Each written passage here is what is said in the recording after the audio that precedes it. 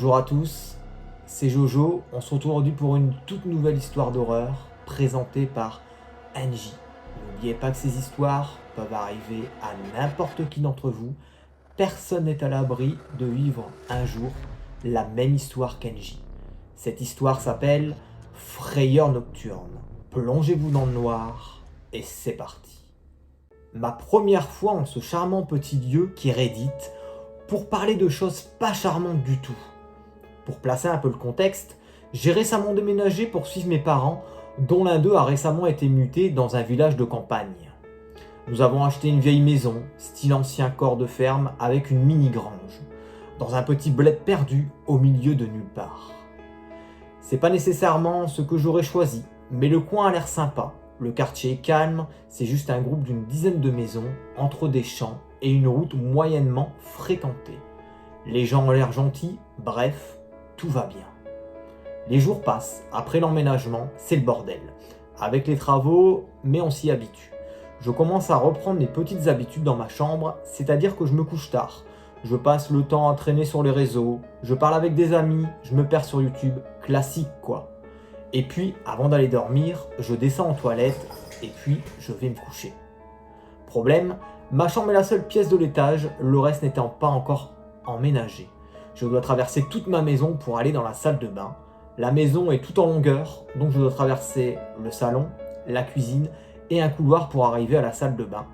Sauf que les fenêtres n'ont pas toutes des volets et il est arrivé plusieurs fois de me sentir comme observé à travers les vitres. Dans la nuit, durant mon trajet chambre-toilette. En même temps, on ne prend pas vraiment de précautions. C'est un quartier calme et à part le voisin qui y passe en tracteur à 5h du matin, il n'y a jamais personne qui prend ma rue la nuit. Et donc, vient ce fameux soir. Ouais, enfin. Comme tous les soirs, toujours vers minuit, 1h du matin avant de me coucher, je vais à la salle de bain faire mes petites affaires. Toujours dans mon mode chill avant de dormir, comme d'hab. J'ai mon casque et ma lampe torche, un essentiel quand il y a des trucs pas rangés. Pour éviter de se tordre la cheville sur un carton mal rangé, l'accident est si vite arrivé. Et puis, en descendant, je vois par la fenêtre des lumières dehors, alors qu'il n'y a pas de lampadaire. Je m'approche de la vitre, c'est des phares d'une voiture, arrêtée dans la rue proche de ma maison. Je trouve ça assez bizarre, surtout qu'elle reste là où elle est. C'est pas juste que je l'ai aperçue alors qu'elle passait. Je coupe ma musique et j'entends le moteur de la voiture. Et c'est vraiment bizarre qu'elle soit arrêtée à cet endroit de la route, car il n'y a pas d'autre portail ou entrée de jardin dans une autre maison. Je continue ma route dans ma maison, en repensant à toutes ces fois où je me sentais observé et où je me suis dit que c'était rien, car la nuit, on devient tous parano. J'avance et je vois dans la porte vitrée de ma cuisine que la voiture est toujours là, le moteur encore en marche. Je vais dans ma salle de bain, je fais mes bails et je retourne dans ma chambre.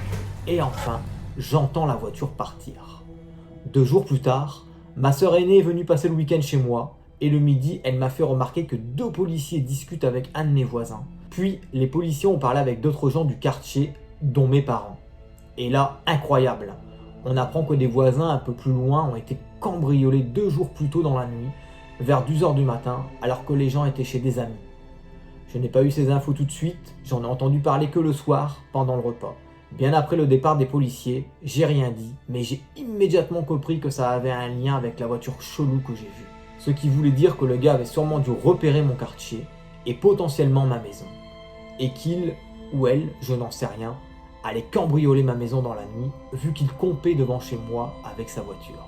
Il a dû changer d'avis et de cible en voyant qu'il y avait encore quelqu'un d'éveillé, et qui se baladait avec une petite lampe tranquillou au rez-de-chaussée. C'est qu'une hypothèse, certes, très probable, mais qui demeure sans preuve.